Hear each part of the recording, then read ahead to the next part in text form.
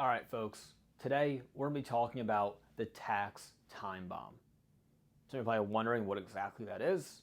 It has to do with your IRAs or 401ks, this RMD that we're going to have to pay, and how this money gets distributed to your kids once you pass away. We're going to cover all of that in today's discussion around this tax time bomb. So make sure you stay tuned, like and subscribe the video below.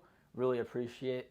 Helps us get to more viewers out there and to spread the message of this tax time bomb and the importance of planning for it. So let's get in today, folks. First thing, tax time bomb, right? What does that mean? Well, we're going to use an example. We're going to use this guy Bob. I'll use Bob as the name, right? So Bob, we're going to pretend that when he was 35 years old, he started contributing to something called an IRA, right? Which for most of you who know, Bob is going to save money when he contributes to this IRA, right, on taxes. So if he puts $5,000 away into an IRA in a year, he's not going to pay taxes on that $5,000, right? The IRS gives him a break. And he defers that tax out into the future, meaning he'll pay taxes on it eventually, just not today. So he's 35, and Bob loves this because now he is not paying taxes on this money. He's saving some money. He feels great. And he puts in around $155,000 into this IRA over 31 years. He puts money in there. And when he gets to that 155, now he's 65 years old. And he's retired. He stopped putting money in. But Bob also had some other investments. He bought some real estate. He had a brokerage account. He had a 401k. And he didn't really need the IRA money. Now, the IRA money at that point in time, with some growth, was around $523,000. All right, grew by like 7% a year, we're estimating, not exact, but 523 he had in the account. So Bob doesn't take from it, he just lets it grow. And when Bob turned 73, he learned something important. The government always wants their taxes. So we had something called an RMD happen. And everyone has this. When you turn 73 years old, the government wants their piece. And depending on your age, that's the percentage they want out of your retirement account. For Bob, off his 523, right, this grew to around 700,000 when Bob was 73 years old. At that point, Bob had to take out $28,000 and pay taxes on it.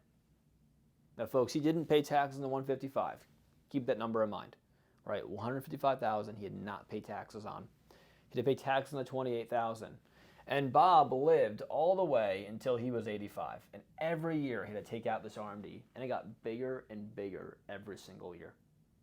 In total, over that 12-year span, Bob had to take out about $420,000 and pay taxes on it. Now, folks, he didn't pay taxes on the 155, but he had to pay tax on this 420 that came out. And that's not the end. Because Bob, when he was 85, yeah, he took 420 out. This account was still growing. He still had $700,000 in his account today. He still had that in the account when he passed away. So what happens? Well, that money now goes to Bob's kids. Okay? So Bob has two kids that are going to inherit this money. Now, here's the key, right, for Bob and his kids. Bob's kids are in their late 50s, early 60s.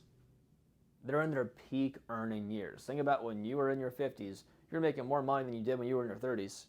You're doing pretty well for yourself.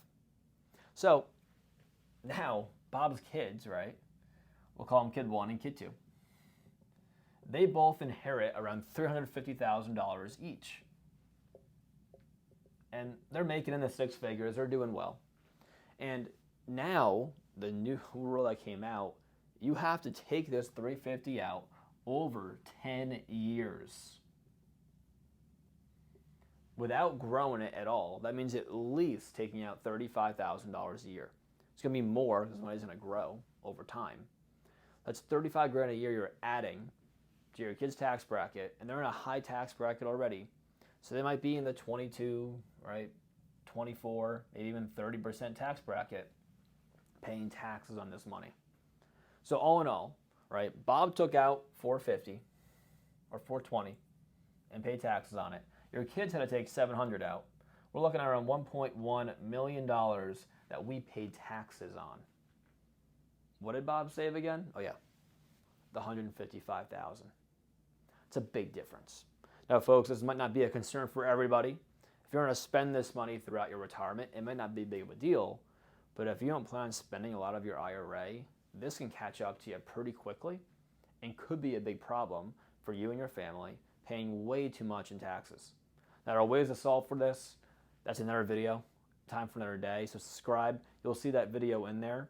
A lot of Roth conversions, different stuff that we can do to limit the tax time bomb. But don't fall for it. Don't give the IRS all your money. Be legal, of course, but let's try and limit our tax exposure if we can. Good job, guys, today. Like and subscribe. Hope you enjoyed the video, and we'll see you next time.